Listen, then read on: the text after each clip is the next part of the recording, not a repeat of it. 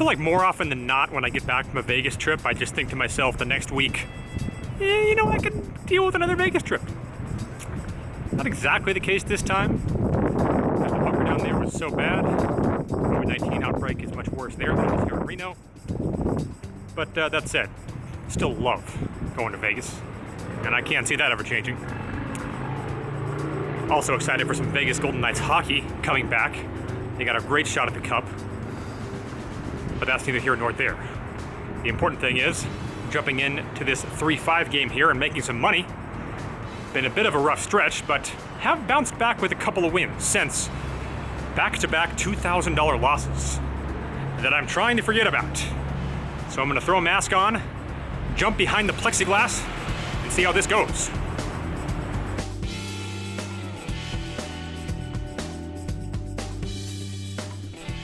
So I jump into a 9-handed game for the first time in a while. For some reason, it was still a single $5 blind. By the way, shout outs to Ryan from Hayward and Jesper from Denmark, now living in Reno, fans of this vlog. I jump into the game and pick up pocket 8s under the gun +2 and make it 15. The cutoff calls and the blind calls, so with 45 in, the flop is 6-5 deuce, 2 clubs. The blind checks and I bet 30 here. The cutoff thinks about it for a minute before folding, and the big blind follows suit. So we are on the board with a small pot.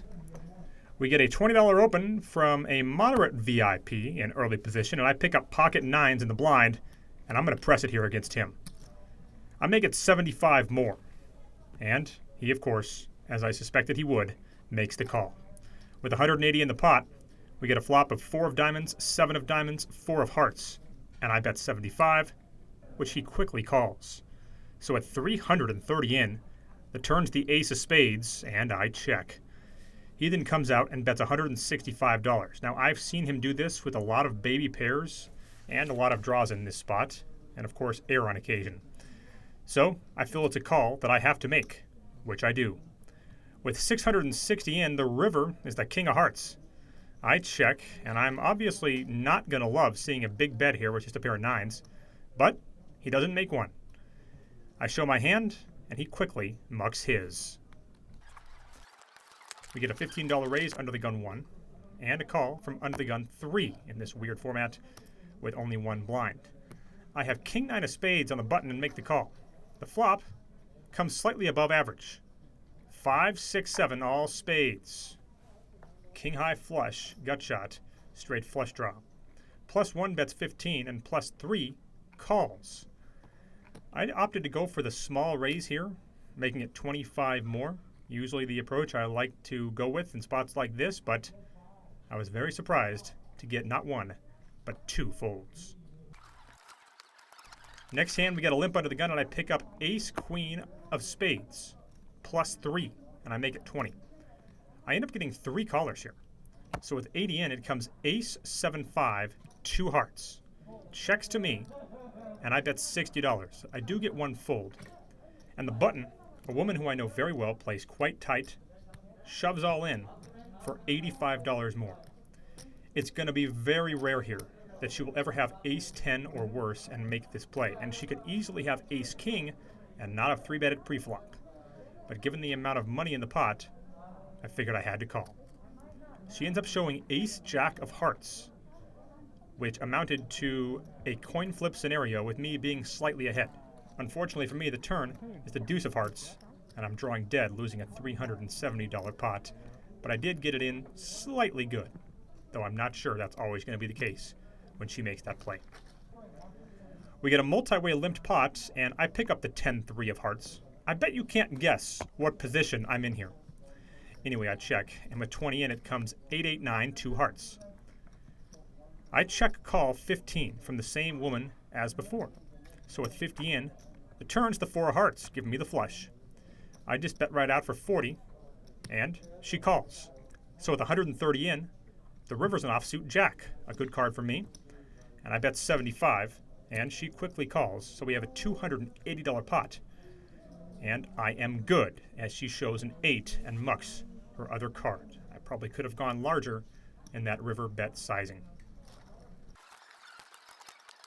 Then I get a late start on filming a hand, where we get a limp, from +1, and I pick up pocket kings +3 and make it 20. The hijack calls, as does the limper, so with 60 in, it's king, jack, 8, rainbow, giving me top set. The limper checks, and I decide to go for the slow play here. Unfortunately, the hijack doesn't bite, so we're off to a turn, which comes slightly above average for me. The 4th king. Check to me again, and here I bet out for 25. The hijack calls, and then +1 ships all in. Now, unfortunately, it was only for $90, so I had no choice here to try and Hollywood a little bit. You definitely don't want to try and be too obvious about the Hollywooding, but you don't want to snap call either to try to bring the other guy along. Unfortunately, that does not work out for me. The hijack folds. I never saw what +1 had. I believe I saw a jack, but with the plexiglass, sometimes it's hard to see across the table. Either way, I don't win a lot, but I do take down a $265 pot with quad kings. We get a $10 button straddle, and 2 players call it. I look at ace queen in late position and raise to 45, and everyone calls. So with 180 in, it comes ace 9 6 rainbow, giving me top pair. Check to me, and I bet half the pot. And somewhat surprisingly, though not as much so as in the king 9 hand, everyone throws their hands away. Then things take a turn after I stopped filming. I lose back $120 chasing a flush to no avail in a marginal spot. And then an opponent of mine from Truckee, California, and a nice guy at that, I must say, drills a king-high backdoor flush on me that also happened to give me a backdoor straight. Cost me a couple hundred there. We still got up and booked a win, just not as big of one as I would have liked.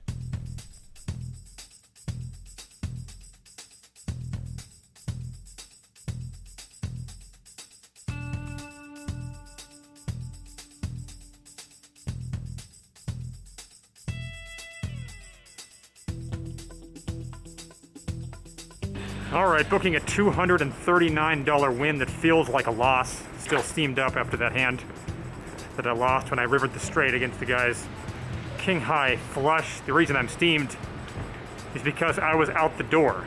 I was leaving and would have been up if I'd have left before the last time collection, which I meant to do.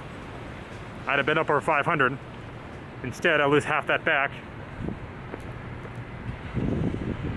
I hope I don't complain about doing that too often. I just hate it when you've basically made up your mind that you're going to leave and you don't and you get burned. Anyway, that's not that relevant. It was interesting to have 9-handed poker back. And it wasn't all that bad of a game. Didn't have too many hands or I didn't get much action, so I won't complain. A lot better than that game at Venetian that I played in on that Vegas trip. That'll do it for this edition of the vlog. Leave a comment down below. I'm trying to get better at responding to them. And as always, hit the like and subscribe buttons. Follow me on Instagram @BenDeach, and I'll see you next time.